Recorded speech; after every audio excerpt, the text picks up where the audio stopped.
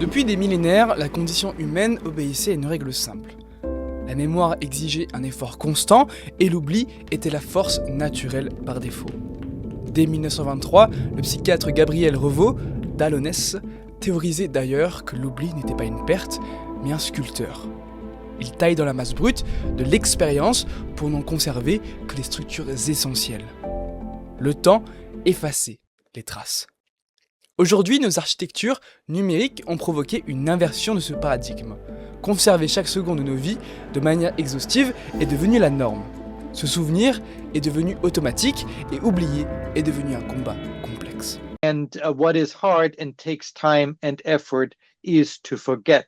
So we have shifted from a default of forgetting to a default of remembering, thanks to the technological progress. And that has significant consequences for individuals and for society. Au XIXe siècle, le philosophe Friedrich Nietzsche affirmait que l'action et le bonheur exigeaient une capacité à s'affranchir du passé. Plus tard, Henri Bergson démontrera que notre conscience agit comme un filtre impitoyable, occultant l'immense majorité de nos souvenirs pour ne laisser que ce qui est utile à notre action présente. Pourtant, en nous forçant à tout retenir hors de ce filtre pragmatique, le réseau nous transforme en individus paralysés, étouffés par la somme de nos actes passés. Sur Internet, le temps ne s'érode plus. Les erreurs autrefois promises à un oubli salutaire deviennent des stigmates numériques indélébiles. En 2018, la participation de la chanteuse Menel Ibitsem à un célèbre télécrochet est brisée. Les internautes exhument des publications rédigées des années plus tôt. Propulsés hors de la temporalité de leurs écritures, ces vieux messages détruisent sa notoriété naissante. La justice temporelle qui permet de grandir et de changer d'avis est anéantie par la contemporanéité permanente du réseau. Anywhere else or any time else is now following you. And this means that we are locked into an identity. We cannot change it, even though all life is progression and change. The digital tools are fundamentally conservative and therefore lock us into the past. Ce vertige de la trace touche le marché du travail. Le recrutement s'est emparé des outils numériques, créant une industrie de la e-réputation où purger son identité devient un service marchand. Et ce passé numérique agit parfois comme un double pénal. L'affaire Urbain contre Belgique l'a tragiquement prouvé devant la Cour européenne des droits de l'homme. Un médecin auteur d'un accident mortel en 1994 avait purgé sa peine et obtenu sa réhabilitation pénale. Or, des années plus tard, la numérisation des archives de presse le condamnait à porter un casier judiciaire virtuel disproportionné, affiché en première position à chaque recherche sur son nom. Face à cette dictature de la trace, Mario Costera González a décidé de contre-attaquer en 2010. Une simple recherche sur Google affichait en tête une saisie immobilière vieille de 12 ans. Ses dettes étaient payées, mais il restait emprisonné dans l'image d'un débiteur insolvable. Son long combat finira par faire plier le géant américain en 2014. Cette victoire historique porte un nom, l'article 17 du RGPD. Il structure une véritable riposte européenne. D'un côté, il instaure un droit à l'effacement pour exiger la suppression physique et absolue de la donnée à la source. De l'autre, un droit au référencement pour rompre le lien sur les moteurs de recherche tout en préservant l'archive d'origine. In my book Delete, I said that the right to be forgotten is actually not a solution. It's an attempt to a solution, but it is not the solution. Article 17 GDPR is not the solution.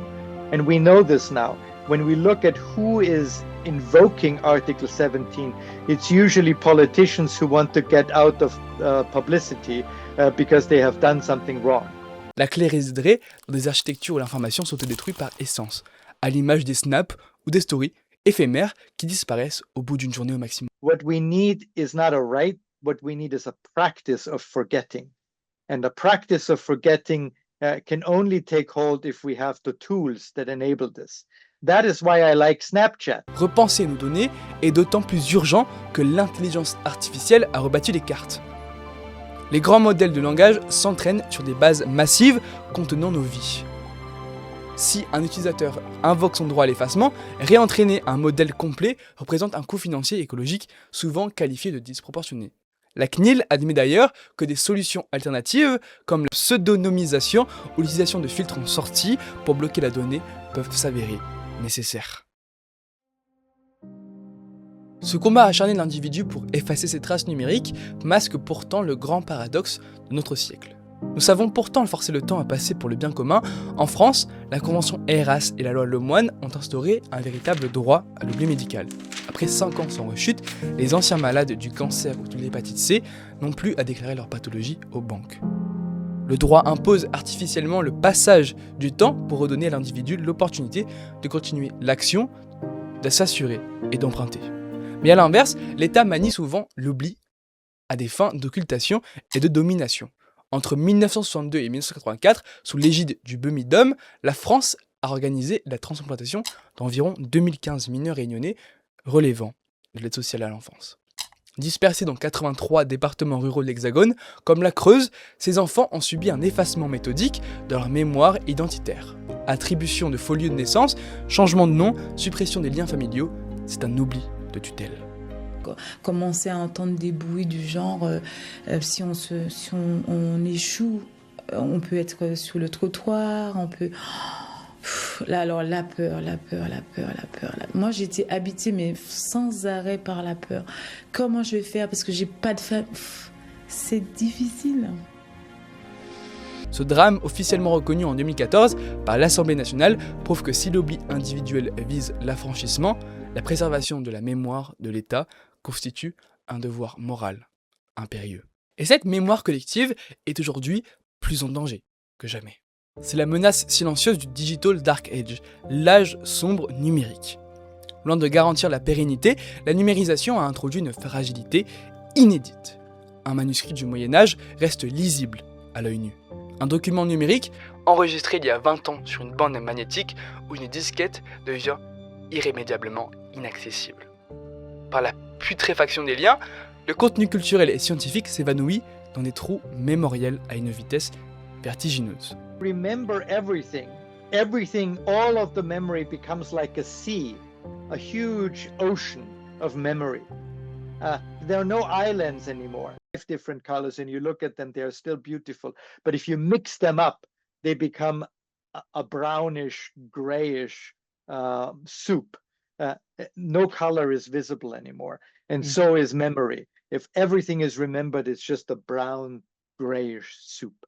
L'ironie est cruelle. Notre société conserve méticuleusement les métadonnées de consommation grâce aux intérêts des GAFAM, mais risque de perdre son histoire institutionnelle faute de standards ouverts.